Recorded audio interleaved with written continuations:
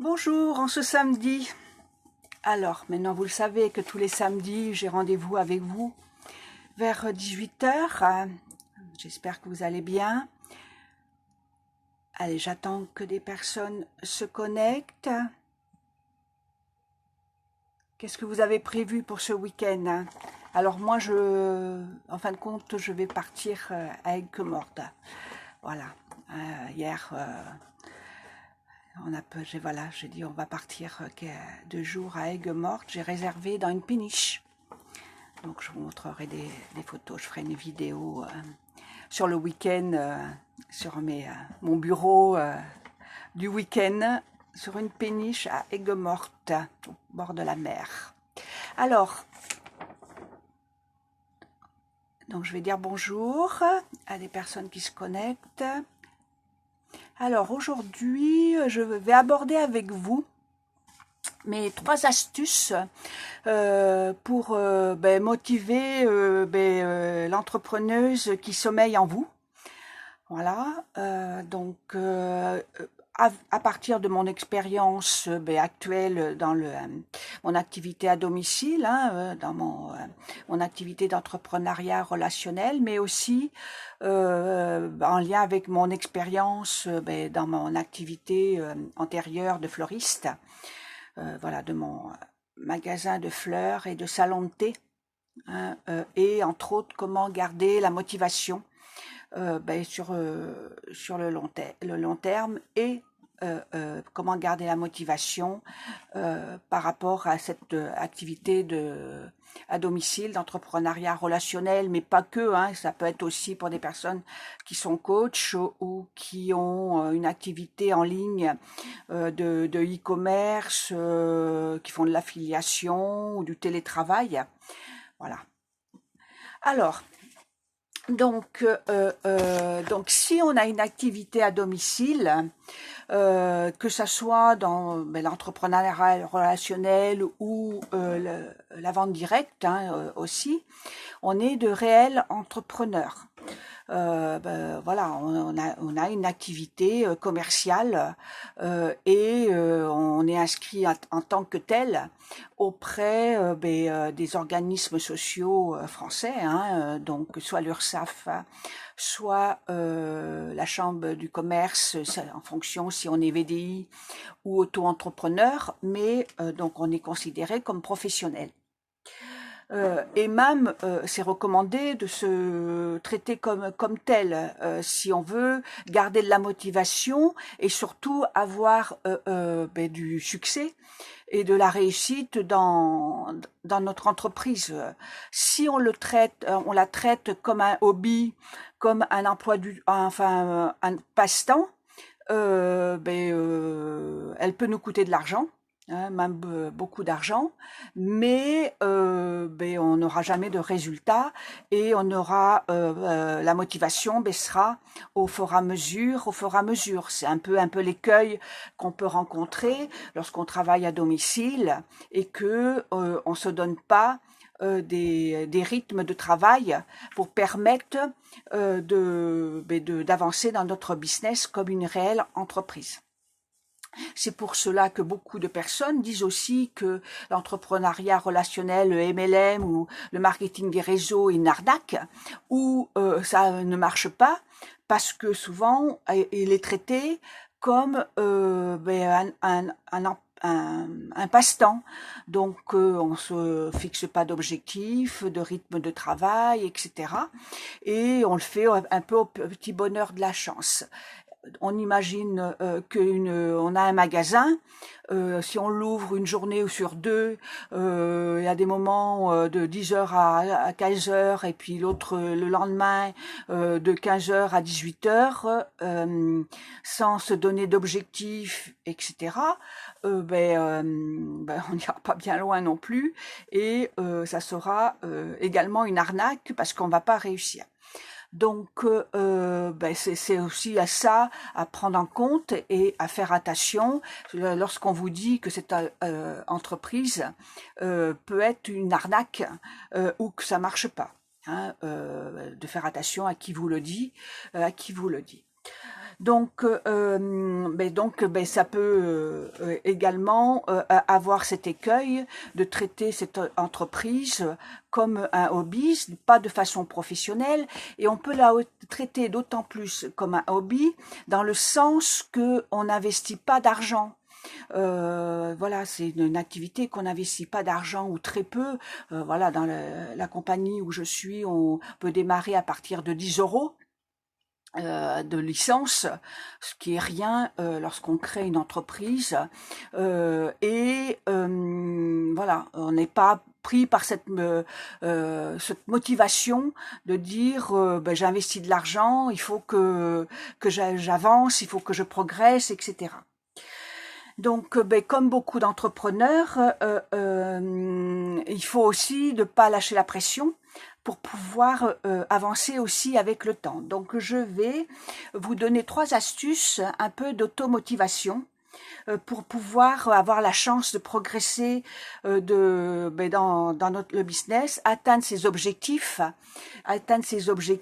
et atteindre aussi pourquoi on a démarré ce type de business et cette façon de travailler. Donc il y a un côté planification, il y a du travail, hein, c'est une activité qui demande de la planification, du travail, de façon régulière, même si on le fait à temps choisi, à temps partiel, ce qui est possible. Hein.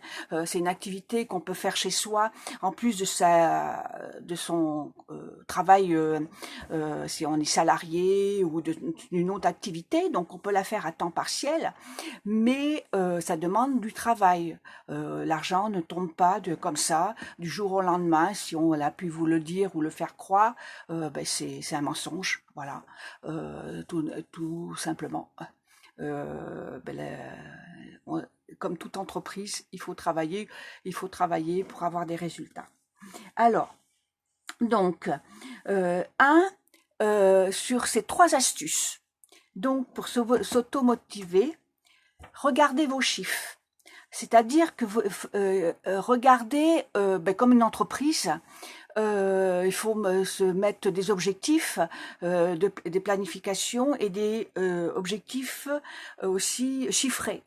On sait que pour une entreprise, on a tant loyer, tant de charges, etc. Il faut au moins atteindre ce chiffre d'affaires pour pouvoir payer ses charges fixes, pour pouvoir après se gagner de l'argent pour soi. Donc là, c'est pareil. Mais c'est d'autant plus facile avec cette activité, c'est que la seule charge fixe que nous avons, c'est nos cotisations sociales. Donc elles sont à peu près de 12% lorsqu'on fait de l'achat-vente, ou si on fait du conseil, c'est à 22%. Ça veut dire que si on fait un chiffre d'affaires de 100 euros, je donne un exemple, on redonne à l'État à peu près 12% si c'est de l'achat-vente, ça veut dire que à peu près 85 euros restent dans notre poche. Là-dessus, bien sûr, il faut compter la marge par rapport à l'achat du produit, mais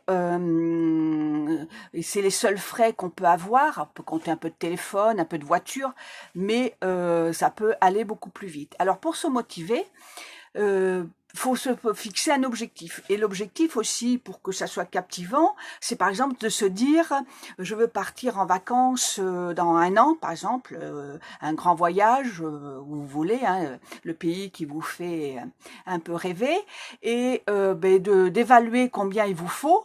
Par exemple, je dis 10 000 euros. Ces 10 000 euros, ça veut dire qu'il faut que ça soit de l'argent qui vous reste, hein, pour avoir payé les charges sociales et tout ça. Donc on imagine qu'il vous faut 15 000 euros pour pouvoir, et vous divisez par le nombre de jours, 365 jours, et vous avez la somme qu'il faut vous faire quotidiennement pour pouvoir atteindre ces 1000 euros pour pouvoir partir. Donc soit vous planifiez comme cela, et chaque jour, ce que vous avez gagné, moi je vous conseille de le mettre dans un pot.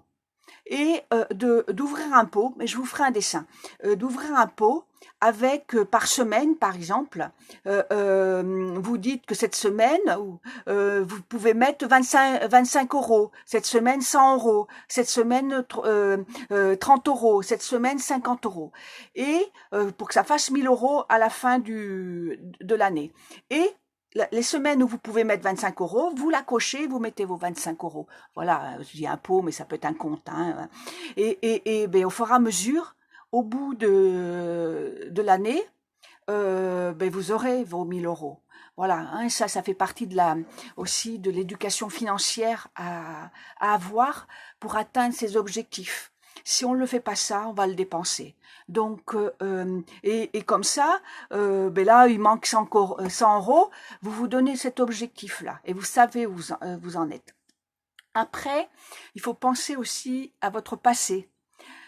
Pourquoi vous avez au début démarré cette entreprise? Pourquoi qu'est-ce qui vous a motivé? Alors, souvent, on peut dire parce qu'on en avait marre de quelque chose, marre d'être dans les bouchons, marre de son patron, que notre activité ne nous convenait plus, qu'on ne pouvait pas être avec ses enfants, que voilà, tout à chacun, on a quand même quelque chose qui nous a motivés lorsqu'on a commencé. Donc, faut y repenser pour se redonner de la motivation, parce qu'on peut l'oublier à certains moments. Donc, ben, repenser aussi à ça. Et c'est de mettre en place aussi ben, des routines, des habitudes, en ayant un agenda, un lieu de travail, un bureau dédié, comme si vous étiez à votre bureau dans une entreprise ou dans votre job, hein, et se mettre aussi des temps de travail bien dédiés en fonction de ce que vous voulez. Par exemple, moi je sais que le dimanche et le lundi, parce que mon compagnon il a un magasin, donc il est fermé le dimanche et le lundi, c'est des journées un peu plus famille, on va dire. Donc, je travaille, bien que le dimanche et le lundi, j'ai des activités pour mon business. Voilà, j'y consacre 1 heure à peu près. Par contre, du mardi au samedi, je travaille sur mon business au moins 3 heures par jour. Voilà. Et donc, j'ai planifié 1 heure le matin et 2 heures l'après-midi. Alors à des jours où je vais faire 4 heures, hein, voilà, j'ai un rendez-vous clientèle, j'ai une conférence en ligne, donc ben ça j'adapte par rapport à un agenda, mais se mettre véritablement des habitudes. Donc moi je travaille avec une méthode 60 minutes, donc qui est donnée par ma coach et qui est mon leader lié à mon entreprise, hein, qui est Laura Lispensky. Donc une méthode 60 minutes qu'on peut faire une fois, 2 fois dans la journée, hein, ça c'est en fonction de ses objectifs. Mais si on développe cette activité au moins 2 heures par jour, cela du mardi, enfin du 5 jours, et en consacrant les autres journées, voilà, à répondre à ses réseaux sociaux, hein, puisque bon, lorsqu'on développe sur les réseaux sociaux, voilà, il faut rester en interface avec ce développement. Comme moi, le samedi, ben, je suis en live. C'est mon organisation et je l'ai définie comme ça et je l'ai planifié comme ça. Donc, mes 3 astuces, chiffrées, avec un objectif qui vous plaît. Pensez au passé et mettez-vous des rythmes de travail et à peu près 2 à 3 heures par jour. Avec ce rythme-là, c'est sûr. Et moi, ça y est, je l'ai mis là depuis 2 mois, ce rythme-là, et je commence à avoir véritablement des interactions sur mes réseaux sociaux où on me demande de présenter l'activité. Voilà. Donc, faut ce rythme-là pour pouvoir s'automotiver et tenir sur le temps pour développer une activité à domicile et, entre autres, une activité sur l'entrepreneuriat relationnel, qui est celle que je développe aujourd'hui de chez moi. Vous pouvez mettre un like ou partager, hein, c'est comme si vous me disiez bonjour ben vous avez apprécié ce que je vous ai transmis. Donc n'hésitez pas, hein, à liker, partager ma page ben, ou à revenir vers moi. Ben, je suis à votre écoute, vous m'envoyez un message privé et je vous réponds. Je vais vous souhaiter un bon week-end. Je vous montrerai mon bureau du week-end, hein, donc à Aigues-Mortes. Voilà, ça c'est un des avantages de travailler de chez soi, c'est qu'on peut au dernier moment ben, se prévoir des week-ends, et c'était vraiment mon objectif en démarrant cette activité, tout en continuant à travailler en fonction de sa planification. Je vous remercie et puis à bientôt. Allez, au revoir.